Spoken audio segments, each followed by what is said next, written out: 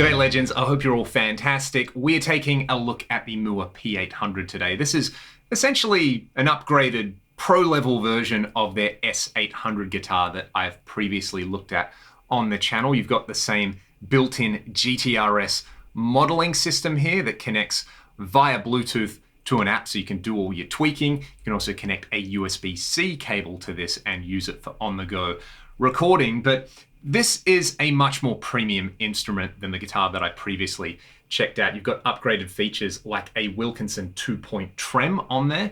You've got locking machine heads, which are branded GTRS, but you know, they're probably OEM Godot or Spurzl tuners. I think the most impressive part about this is the lovely piece of flame roasted maple on the back here with a really, really nice profile. It's slightly chunkier than the S800 that I've looked at here. Feels great in my hands, and the cherry on the top, stainless steel frets. And the fretwork is nearly perfect. I don't know if this will show up. Maybe I'll have to do some B-roll, but around the 4th fret, there is a scratch on the fretwork there, which does need to be rubbed out. Otherwise, it's pretty good. The overall setup straight out of the box is fantastic. I put a set of 10 to 52s on it, and let's just hear some sound examples, and then I'll talk about some specifics of the guitar and the overall app experience, what I like and what I think could be improved.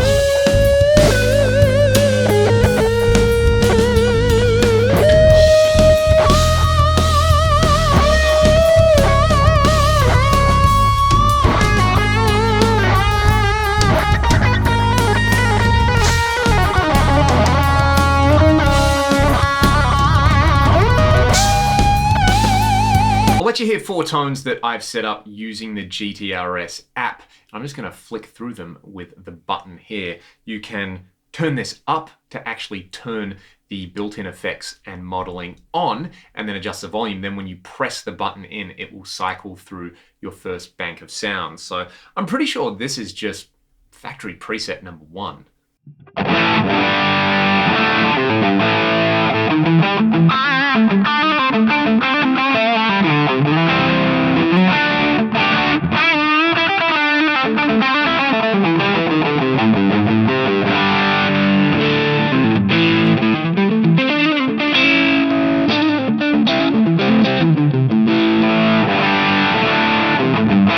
So nice smooth kind of distortion, bit of delay on there, and I've got the pickup modeling set up. I think it's like 60s Strat style for the front here, and then a 58 Les Paul at the back. Let's go over to the second position. I'm going to go neck and middle. This is like an 80s style clean. There is a built-in compressor and tri-chorus delay and reverb.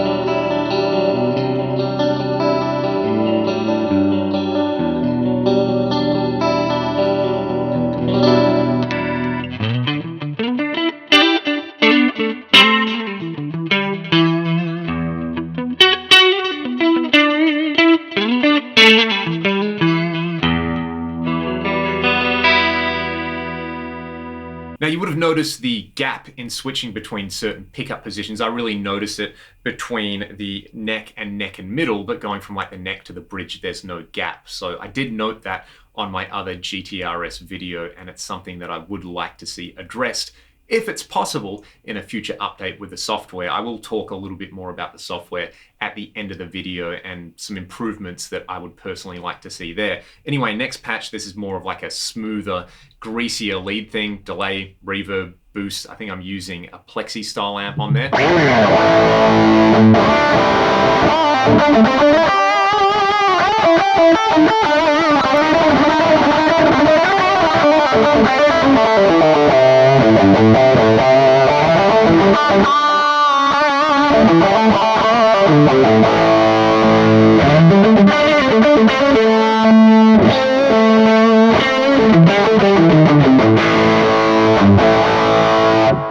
And finally, I've got like a built-in fuzz, a much longer delay with more feedback on there, and a very subtle chorus.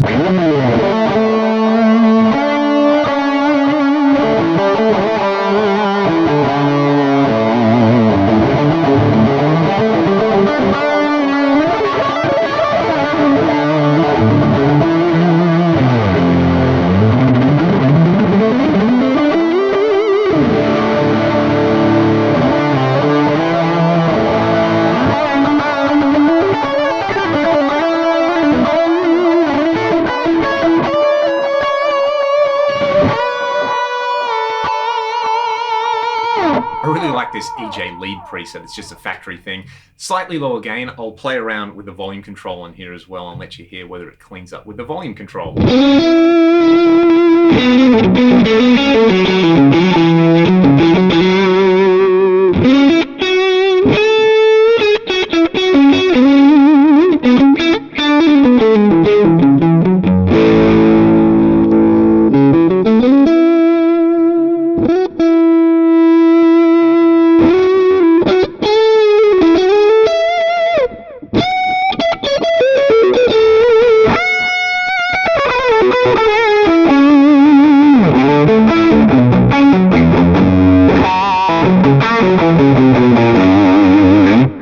An interesting aspect of the tone capture is there are some acoustic sims in here. I'll let you just hear the tone capture bypass, but with a little bit of reverb and delay. I'm on the neck pickup, then I will bring in this factory MD35 acoustic sim.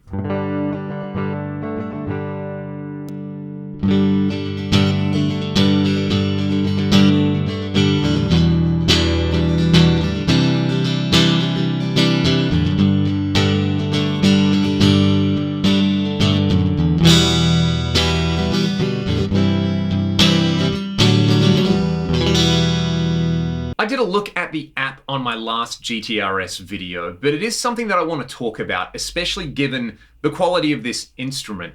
I feel like having a premium guitar like this with a kind of lower end modeler and an app that doesn't really feel super streamlined is a little bit of a jarring experience. There wasn't that much of a dissonance with a cheaper style guitar, but on a premium instrument, the app just kind of gets frustrating for me. So, you've got your home page and you're connected, and if you want to edit something, you hit the little tool down here, and then you get another picture of a guitar. So if you want to, say, edit the pickup modeling, you press this kind of rectangular icon here and you can scroll through. What I do like is when you change the pickup switch, it tracks where you are on the switch. So that's pretty good. But you don't have instant access to all the controls on here. There is a lot of like pressing a small button and trying to scroll, and then my fat fingers missing it and not scrolling to what I want. Then to go back, you got to hit the GTRS icon again. And if I want to edit the amp cab and pedals, and this took an embarrassing amount of time the first time around. Once I got it, I was cool, but then I forgot how to do it again. You have to hit the tiny little icon that's flashing here, and then you get your signal chain. Now, if I want to tweak some stuff, that's fairly easy to do, and you've heard some of the sounds that I've dialed in there. If I come through here and I want to bring up a preset, we can go down to this bottom bank over here with, say, what was it, the British lead that I had on there. Let's hear that one more time. I kind of like it. But then if I want to go back and edit the pickups, I got to hit the top left icon again, and I fat fingered it twice, almost 3 times, and come back here. I feel like it's just not obvious. Like when I want to edit something on here, how much do I really care about, having all my Bluetooth USB levels instantly accessible? It is handy, but that's kind of set and forget once if you're using this at a gig. The thing that I want to tweak the most are going to be the actual amp modeling signal chains in there. And from here, you can't access it directly. It should be accessible. There should just be something where it's like really obvious, an icon, maybe a picture or a little icon of an amp that I press and it gives me the signal chain, something else for the pickups from the start in there. I want instant access to that stuff when I'm tweaking. I do not want to menu surf. And I think that is something that really needs to be improved in the overall app, getting the overall UI to flow nicely and kind of integrate with what you'd actually need to tweak on the guitar. I feel like the stuff that you're maybe going to set up once and maybe once per gig, let's be generous there, but in reality, probably set and forget for your kind of practice setup, you get instant access to, but you don't get instant access to the stuff that you actually want to tweak on here. Just using the guitar and scrolling through presets is great, but once you get the app, like I said, having a premium instrument like this and then having this app, which is a little bit frustrating to use, is a real dissonance in my opinion. So here's the thing, when you run this guitar without any of the built-in modeling, it really comes to life. I love the tones that I'm getting out of it. The pickups are really nicely voiced. There's a lovely dynamic range in there. It's just a totally different playing experience.